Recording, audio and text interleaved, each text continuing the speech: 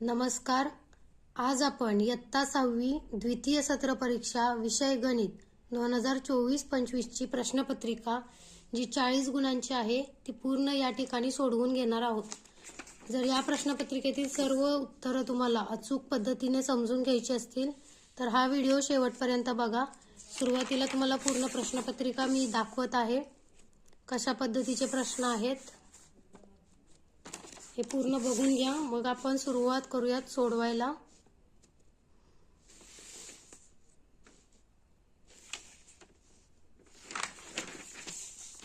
प्रश्न चौथा.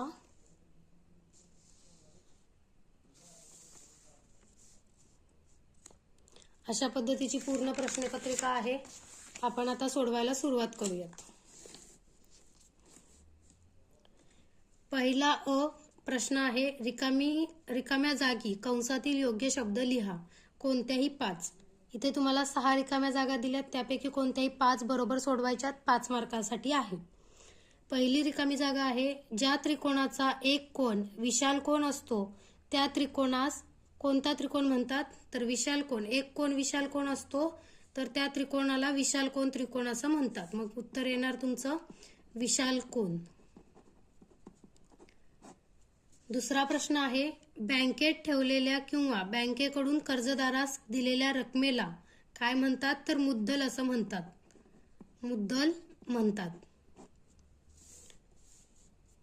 तिसरा, ज्या त्रिकोणाच्या तीनही बाजू समान लांबीच्या असतात त्या त्रिकोणाला समभुज त्रिकोण म्हणतात.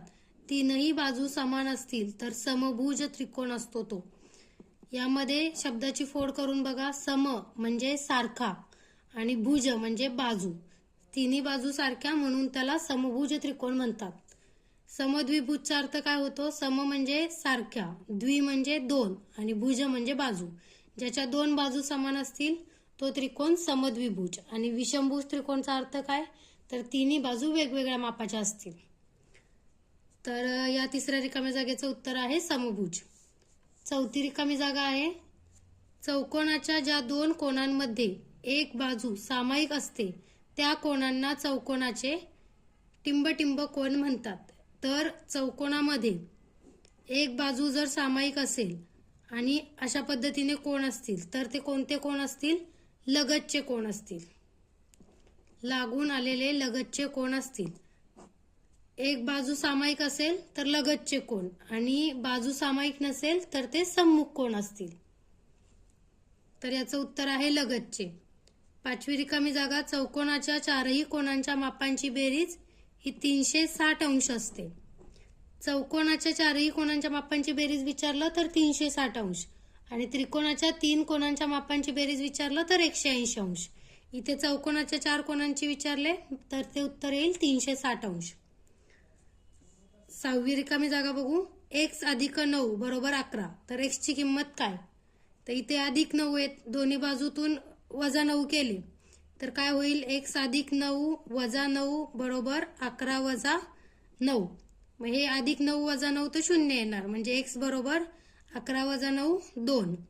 ठीक आहे, तर तुमचं उत्तर असेल अधिक 2. 6 रिकाम्या जागा आपण बघितल्यात. जर तुम्ही चॅनलवरती नवीन असाल, अजून चॅनलला सबस्क्राईब केलं नसेल तर आपल्या चॅनलला सबस्क्राईब करा, जेणेकरून असेच व्हिडिओ तुम्हाला वेळोवेळी पाहता येतील. व्हिडिओ आवडल्यास लाईक करा आणि जास्तीत जास्त तुमच्या विद्यार्थी मित्रांना शेअर करा, जेणेकरून त्यांना सुद्धा परीक्षेसाठी याचा फायदा होईल. ठीक आहे, पहिला रिकाम्या जागा तो प्रश्न आपला पूर्ण झालेला आहे. प्रश्न पहिला ब आहे, जोड्या लावा. याच्यामध्ये 6 जोड्या दिल्यात 6 मार्कांसाठी. तर 6 ची 6 आपण बघूयात. आता काय आहे पहिलं? पंचकोन. पंचकोन पर्याय इथं काय काय दिले? 3 बाजू, विक्री किंमत वजा खरेदी किंमत, 12 कडा, 5 बाजू, खरेदी किंमत वजा विक्री किंमत, वर्तुळाकार कडा. तर पंचकोन म्हणजे काय असणार आहे? 5 बाजू. तर पर्याय असेल ड. परीक्षेमध्ये तुम्ही इथे पूर्ण पर्याय लिहायचा आहे. ड 5 बाजू अशा पद्धतीने. ठीक आहे, पुढचं तोटा. तोटा झाला असं आपण केव्हा म्हणतो?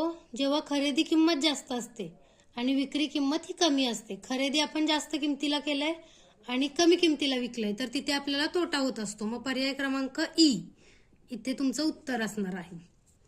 त्यानंतर इथे लक्ष द्या, तोट्याचं सूत्र आपल्याला मिळालं की खरेदी किंमत वजा विक्री किंमत. याच ठिकाणी नफ्याचं सुद्धा विचारलंय, तर नफा काय असतो? विक्री किंमत जास्त आणि खरेदी किंमत कमी असेल तर तिथे आपल्याला फायदा होणार आहे, म्हणजेच नफा होणार आहे. म्हणजे इथे ब पर्याय आला. ठीक. त्यानंतर दंडगोल. दंडगोल काय असतो? दंडगोलामध्ये वर्तुळाकार कडा असते. अशा पद्धतीचा दंडगोल असतो आणि हे जे आहे तर याला वर्तुळाकार कडा असं म्हटलं जातं. मग ई पर्याय या ठिकाणी दंडगोलाचा येणार आहे. वर्तुळाकार कडा. त्रिकोण. त्रिकोणाचं काय उत्तर येईल? 3 बाजू असतात, त्या बंदिस्त आकृतीला त्रिकोण असं म्हणतात. त्रिकोण 3 बाजू. इष्टिकाचिती. आता एकच पर्याय उरलाय, 12 कडा म्हणजेच इष्टिकाचिती, तर क पर्याय. सर्व जोड्या लावा, एकदा बघून घ्या. ठीक आहे. या ठिकाणी आपल्या पहिल्यातल्या अ 5 रिकाम्या जागा म्हणजे रिकाम्या जागा आणि पहिल्यातलं ब जोड्या लावा पूर्ण झालेला आहे. आता आपण दुसरा प्रश्न सुरू करत आहोत. दुसरा प्रश्न आहे, दुसऱ्यातला ए, खालील अपूर्णांकाचे शेकडेवारीत रूपांतर करा. कोणतेही 3. या ठिकाणी 4 दिलेत, त्यातले 3 सोडवायचेत. 6 मार्क म्हणजे 2 मार्काला एक गणित आहे. तर 3/4 याचं शेकडेवारीत रूपांतर करताना कशा पद्धतीने करणार? शेकडेवारी म्हणजे छेदस्थानी तुम्हाला 100 पाहिजे. आता इथे छेदात 4 आहे आणि अंशामध्ये 3 आहे, तर ह्या 4ला 100 करायचे असतील तर काय करावं लागेल? 25च्या पाड्यात 100 आहे. 25 एके 25, 25 दुने 50, 25 त्रिक 75 आणि 25 चोक 100. मग मी 4ला जर 25 ने गुणलं तर 3ला सुद्धा 25 ने गुणायचं. 4ला 25 ने गुणलं आलं 100 आणि 3ला 25 ने गुणलं तर काय केलं आपण? छेदस्थानी आपल्याला 100 पाहिजे, मग 4ला 25 ने गुणलं. ज्याने छेदस्थानी गुणेल त्यानेच अंशस्थानी देखील गुणायचं आणि जे किंमत मिळते ती आपण पुढे लिहिली.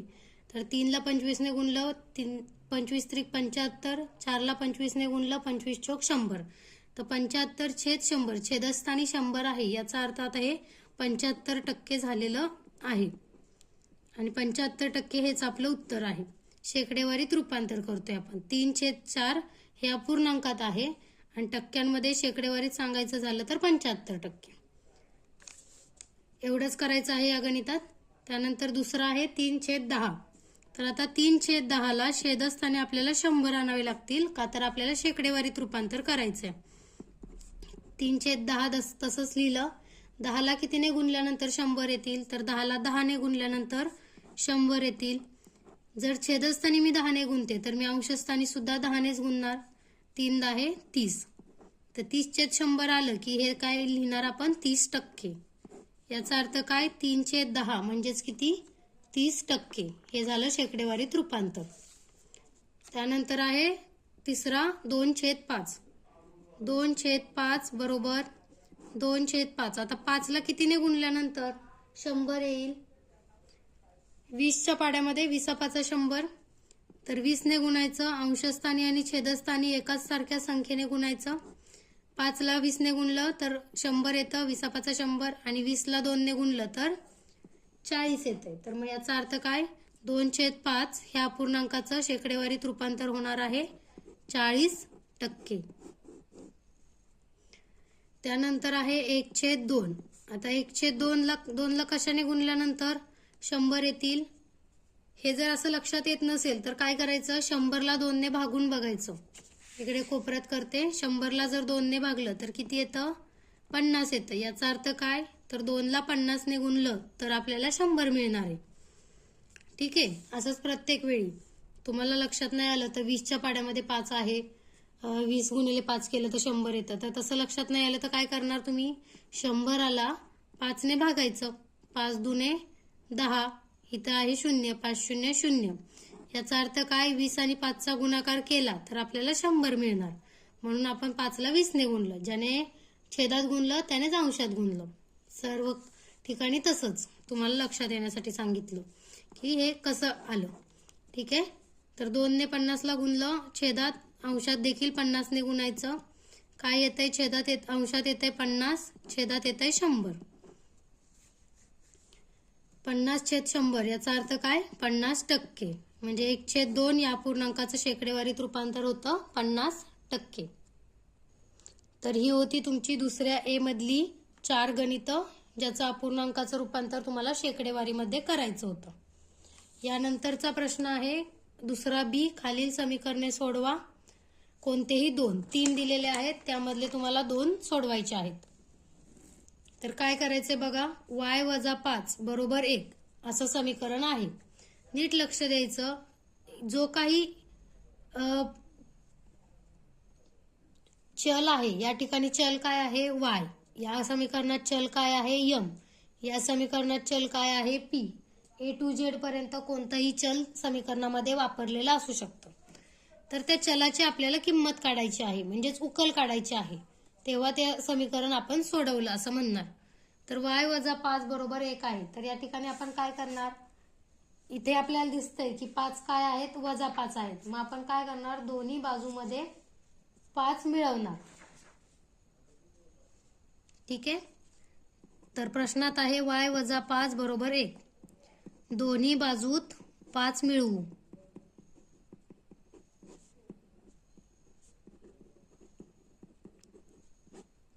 जर दोन्ही बाजूत 5 मिळवले तर आपल्याला या ठिकाणी उत्तर मिळेल.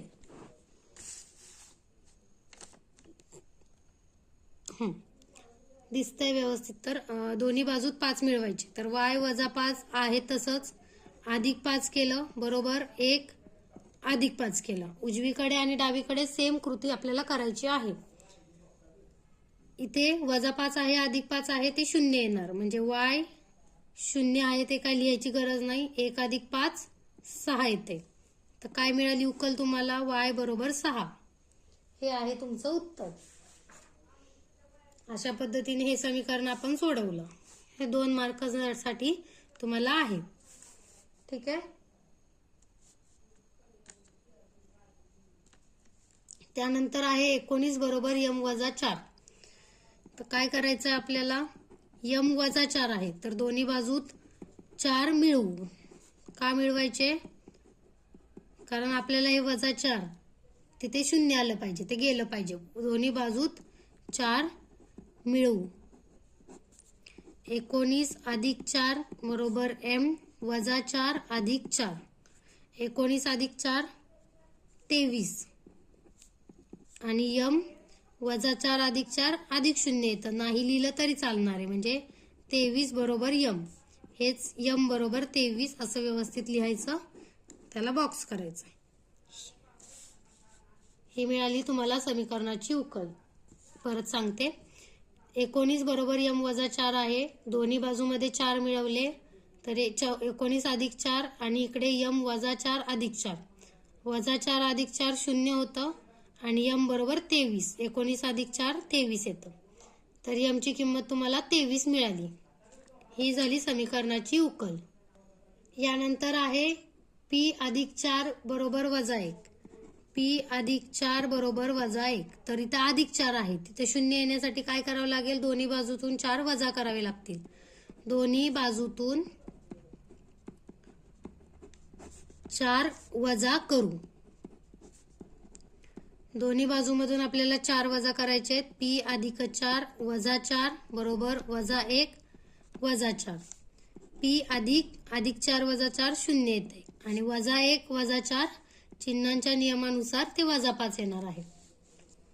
p बरोबर -5. ही झाली आपल्या समीकरणाची उकल. ठीक आहे. अशा पद्धतीने तुम्हाला करायचं आहे.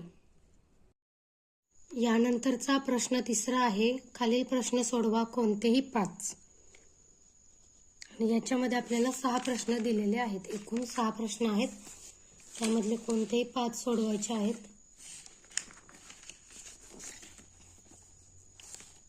सुरुवात करूया पहिल्या प्रश्नापासून. पहिल्या राशीचे दुसऱ्या राशीशी असलेले गुणोत्तर काढा. उदाहरण दिलंय 40 रुपये आणि 120 रुपये. पहिल्या राशीचे दुसऱ्या राशीची, नीट लक्ष द्यायचं. पहिल्या राशीचे दुसऱ्या राशीची सांगितलंय की दुसऱ्या राशीचे पहिल्या राशीची. तर पहिल्या राशीचे दुसऱ्या राशीशी गुणोत्तर असं सांगितलंय. दोन्ही रुपयेमध्ये आहे त्यामुळे कन्व्हर्जन करायचं नाहीच आहे आपल्याला काय. 40/120 आहे. तर या शून्याला हा शून्य गेला. 4 एके 4, 4 दुने 8, 4 त्रिक 12 म्हणजेच 1/3 हे आपल्याला गुणोत्तर मिळालं. तर उत्तर असेल तुमचं 1/3. दुसरं गणित बघूया. जर विक्री किंमत ₹5,000 आणि खरेदी किंमत 4,500 असेल तर नफा किती? तर तुम्हाला नफ्याचं सूत्र माहीत असायला हवं. नफा झाला याचा अर्थ काय की विक्री जास्त असते. विक्री किंमत म्हणून विक्री किंमत आधी घ्यायची. नफा बरोबर विक्री किंमत वजा खरेदी किंमत, हे सूत्र आहे नफ्याचं. आणि तोट्याचं सूत्र काय असतं? खरेदी किंमत वजा विक्री किंमत. कारण तोट्यामध्ये खरेदी जास्त असते, विक्री कमी असते, तेव्हा तोटा होतो. आणि नफ्यामध्ये विक्री जास्त असते आणि खरेदी कमी असते, म्हणून इथे नफा होतो. तर विक्री आहे 5,000 आणि खरेदी किंमत आहे 4,500. तर 5,000तून 4,500 गेले, 500 रुपये राहिले. तर नफा किती झाला? 500 रुपये. ठीक आहे. तर तिसरं गणित बघूया. याच्यामध्ये तुम्हाला प्रश्न आहे, दर साल दर शेकडा 10 दराने 6,000 रुपयांचे एका वर्षाचे व्याज किती होईल? तर 100 रुपये जर आपण बँकेत ठेवले तर दर साल 10 रुपये त्याच्यावरती व्याज मिळेल. म्हणजे 100ला 10, तर 6,000ला किती व्याज मिळेल असा प्रश्न आहे. ते आपण अशा स्वरूपात लिहिलं आणि इथून पुढे आपल्याला फक्त एक्सची किंमत काढायची असते. दर साल दर शेकडा 10 याचा अर्थ होतो की 100 मागे 10 रुपये. या दराने 6,000 रुपयांचे एका वर्षाचे व्याज किती होईल हे आपल्याला काढायचंय. तर इकडे बघा, या शून्याला हा शून्य गेला. 1/10 बरोबर x/6,000. तिरकस गुणाकार करणार आपण. 10 गुणिले x बरोबर 6,000. x काढायचा आहे, तो बाजूला ठेवला. 6,000 भागिले 10 काय आहेत? गुणिले, ते इकडे गेल्यानंतर भागिले होतील. आणि x ची किंमत हा शून्याला गेला म्हणजे 600 रुपये. तर काय होईल? 6,000 मागे 600 रुपये व्याज मिळेल.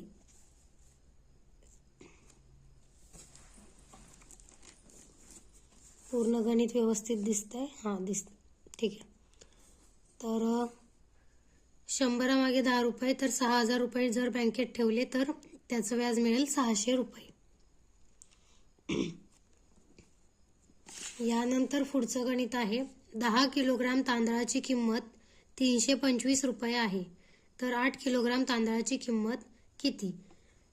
त्याच पद्धतीने आपल्याला लिहावं लागेल गुणोत्तराच्या. 10 किलोग्राम तांदळाची किंमत 325. तर 325 रुपयांमध्ये किती मिळत आहेत तांदूळ? 10 किलोग्राम. तर 8 किलोग्राम तांदळाची किंमत किती असेल? तर इथे x येणार. सेम तिरकस गुणाकार करणार आपण. 10 गुणिले x बरोबर 325 गुणिले 8. x बाजूला ठेवला. यांचा गुणाकार करूया. 8 पंचे 40, 0 हातचाले 4, 8 दुने 16, 16 4 20, 0 हातचाले 2, 8 त्रिक 24, 24 आणि 2 26. हे 10 इथे गुणिले, ते इकडे गेल्यानंतर भागिले झाले. हा शून्य या शून्याला गेला म्हणजे x बरोबर 260 रुपये. मग शेवटी काय लिहिणार? 8 किलोग्राम तांदळाची किंमत 260 रुपये.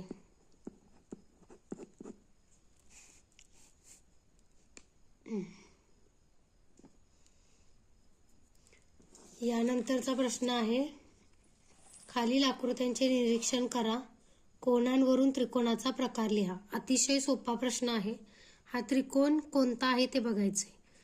तर या ठिकाणी PQR हा त्रिकोण जो आहे याच्यामध्ये हा कोन PQR हा काटकोन आहे. काटकोन तयार होतो इथे, त्यामुळे हा काटकोन त्रिकोण आहे. काटकोन हे तुमचं इथलं उत्तर असणार आहे. त्यानंतरची आकृती बघा. त्रिकोण XYZ इथे आपल्याला दिसतंय 90 पेक्षा जास्त माप म्हणजे विशाल कोन असतो, 90 पेक्षा कमी लघु कोन असतो आणि 90 अंशाचा काटकोन असतो. तर इथे विशाल कोन त्रिकोण आहे. विशाल कोन त्रिकोण.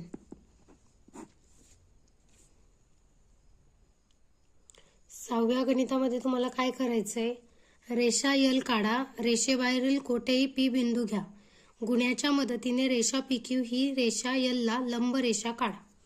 तर या ठिकाणी माझ्या हातामध्ये आहे हा गुन्हा, याचा वापर करून आपल्याला काढायचा आहे. परीक्षेत तुम्हाला ही आकृती पेन्सिलने काढायची आहे, पण व्हिडिओमध्ये व्यवस्थित दिसावं याकरता मी पेनाने काढत आहे. तर रेषा यल काढायची आहे. कोणता इथं माप दिलेलं नाही, त्यामुळे तुम्ही अंदाजे मापाने काढू शकता, काही अडचण नाही. रेषा यल काढली. रेषेबाहेर नीट लक्ष द्या, रेषेबाहेर सांगितलंय, तर रेषेबाहेर कोठेही पी बिंदू घ्या. तर हा रेषेबाहेर मी पी बिंदू घेतला. गुण्याच्या मदतीने रेषा पी क्यू ही रेषा यल ला लंब काढा. तर हा पी आणि हा जो गुन्हा आहे तो अशा पद्धतीने आपल्याला गुन्हा ठेवायचा आहे की ही काटकोन करणारी बाजू ह्या पी बिंदूला चिकटली पाहिजे. ठीक आहे, अशा पद्धतीने आपल्याला गुन्हा ठेवायचा आहे आणि ही अशा पद्धतीने लाईन आपल्याला ड्रॉ करायची आहे. इथे काय नाव द्यायचंय, पी क्यू. तर रेषा पी क्यू ही लंब काढलेली आहे आपण रेषा यल ला अशा पद्धतीने. ठीक आहे, यानंतरचं घेऊया. हा प्रश्न होता, कोणतेही 5 सोडवायचे होते, 6 दिले होते. 2-2 मार्कांसाठी ही गणितं होती आत्ताची.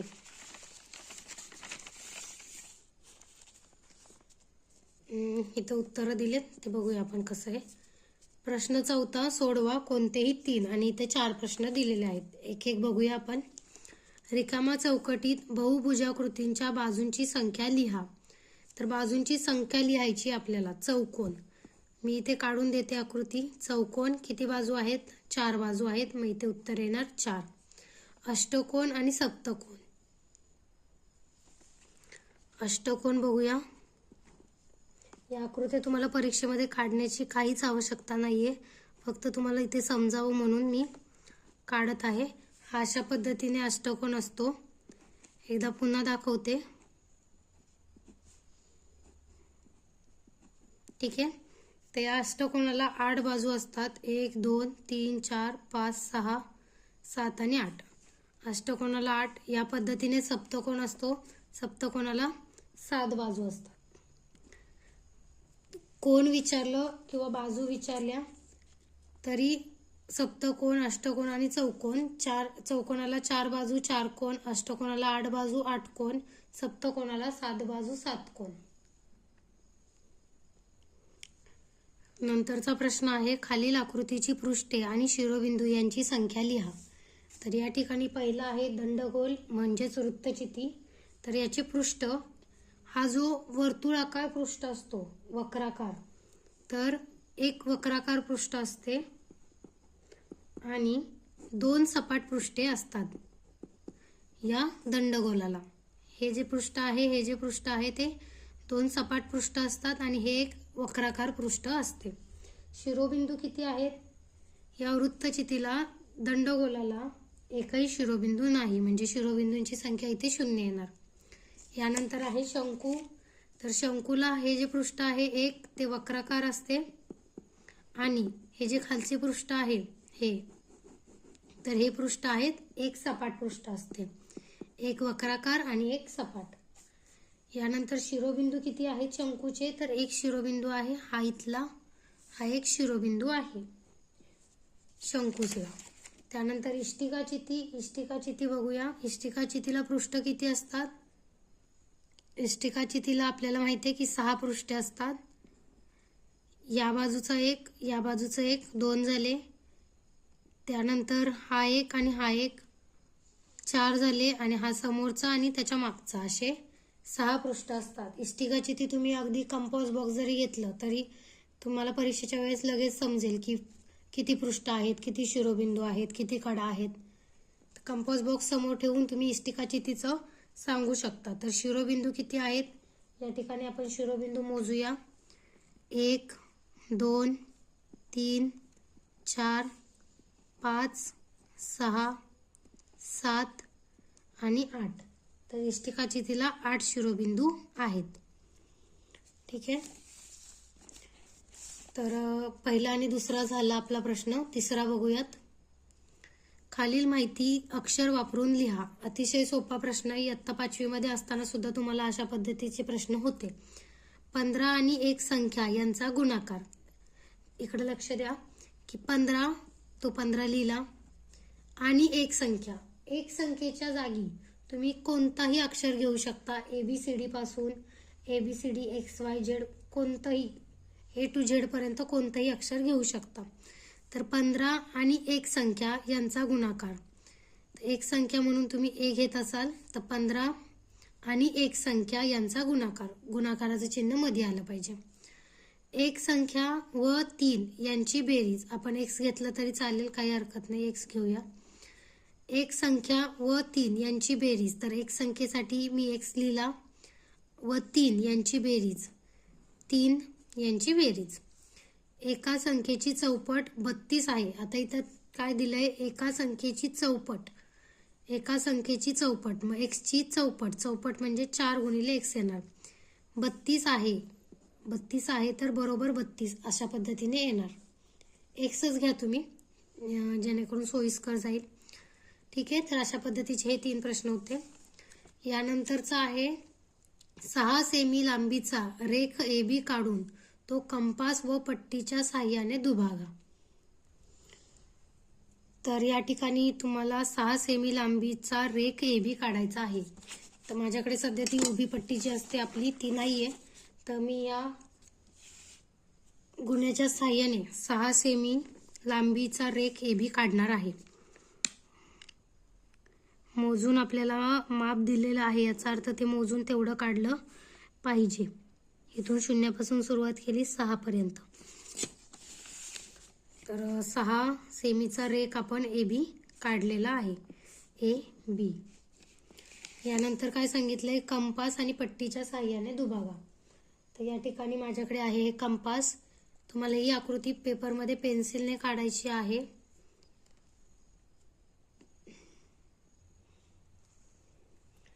तर या ठिकाणी तुम्हाला कंपासमध्ये कर्कटकमध्ये बरोबर ही तुमची पेन्सिल फिट करायची आहे. त्यानंतर ABच्या निम्म्यापेक्षा जास्त अंतर तुम्हाला घ्यायचं आहे. ते 6 सेमीचं आहे, त्यामध्ये अंदाजे तुम्हाला निम्म्यापेक्षा जास्त अंतर घ्यायचं आहे.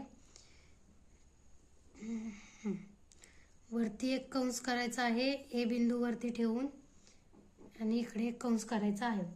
त्यानंतर आहे असंच माप अजिबात न हलवता B पॉइंट वरती ठेवायचं आहे आणि टाकलेल्या कंसाला दुभागायचं आहे.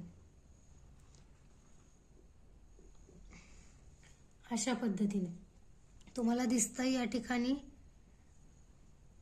एक कंस कशा पद्धतीने दुभागले गेलेले आहेत. त्यानंतर पट्टी घेऊन या दोन्ही कंसांचा जो बिंदू आहे त्यांना जोडायचा आहे.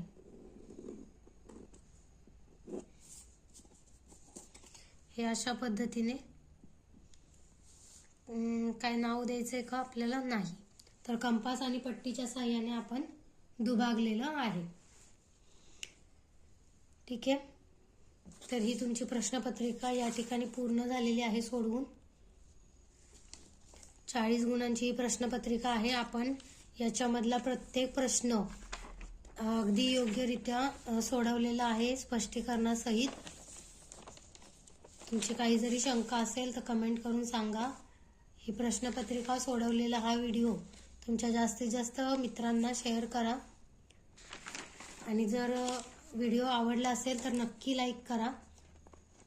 अजूनही जर चॅनलला आपल्या सबस्क्राईब केलं नसेल तर नक्की सबस्क्राईब करा, जेणेकरून असेच अभ्यासाचे महत्त्वपूर्ण व्हिडिओज तुम्हाला पाहता येतील. धन्यवाद. पेपरसाठी ऑल द बेस्ट.